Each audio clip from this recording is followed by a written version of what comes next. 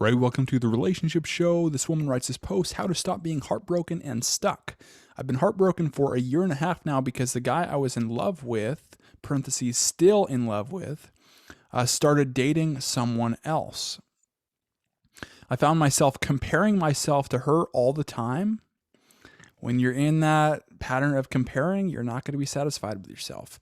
You're not going to be happy when you're comparing things, especially comparing yourself. And watching their videos to trigger myself. Interesting. To trigger myself. So almost like a self punishment kind of thing because you weren't good enough to be with him kind of situation. But it's like anytime we break up with someone, we still have feelings for them. Probably the best thing to do is just hide them from social media. So it's like you don't necessarily have to like unfollow them or unfriend them, but you can just put their posts on hide. So get to that setting and do that because it's like sometimes when we see these situations and the other person like happy or happier or things along those lines, it can basically stir up emotions of us not being good enough or, you know, how great they were or fears that we think that we're never going to get better than them. And so it's just really unnecessary pain that we go through if we are like stalking the other person's profile and then looking at those, especially for the purpose, like what you were saying, is to trigger myself. Even when I manage to go a long period of time not watching any videos of him or her on their relationship, they pop up in my dreams, and then I get curious again and trigger myself by watching their TikToks. So, I mean, it's like we want what we can't have. And it's like when you were with the guy, yeah, I guess it seems like it was his terms that he broke up. So you were probably hurt from that. And so it's now you feel like your sense of loss, you're having a sense of loss, you're losing out on being with him and, feeling like you're not good enough. It's been a year and a half and you haven't mentioned anyone else like that you're seeing. You haven't really moved on. You've kind of just stayed in this zone.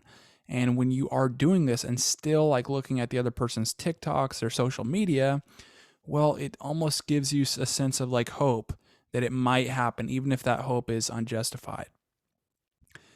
And when you have that hope for someone else, it closes the door to anyone new. And so, I mean, it's going to be difficult, it's going to be tough, but you do have that strength and that ability to change your focus and change what you focus on.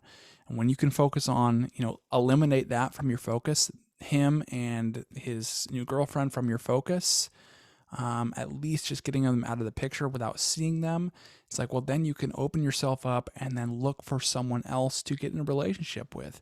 And the best cure for this like jealousy is to succeed. So it's like if you can go succeed, especially with someone who has, maybe higher status or, something along the lines, or you're just really happy with them or more happy with this guy than the last guy. I mean, it's a total success.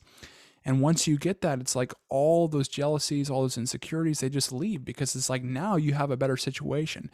You're not indulging in that fear of thinking like, was that the best I can get? Now you're saying, I have even more than what I had before, and my life and my relationships are improving. And it's how I think it should be because it's improving. It's better than it's ever been.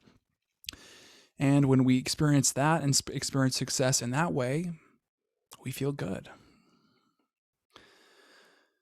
I haven't been able to move on at all. Yeah, a year and a half.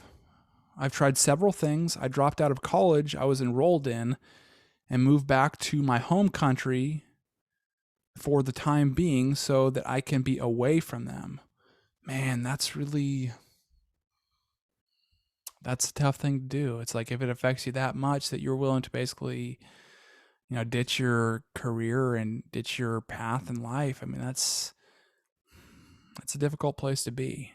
And you're really putting yourself through a lot of pain. And it's like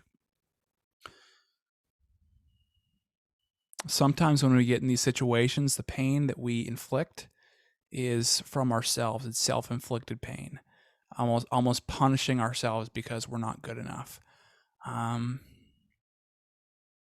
And so even though it's going to be scary and it takes time, it's like you got to get out there again and you got to succeed with someone else, because otherwise it's just going to basically trap you in this feeling and in this lifestyle and in this fear.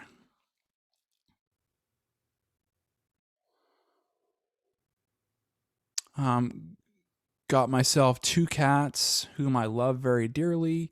Tried investing time in hobbies and working out, but none of it fills the void and makes me less jealous of her or less upset about the fact that I will never be with him because he is with her. You might have to come to that reality, and you might have to be okay with that. Easier said than done, but once you succeed with someone else, your perception will have a complete change.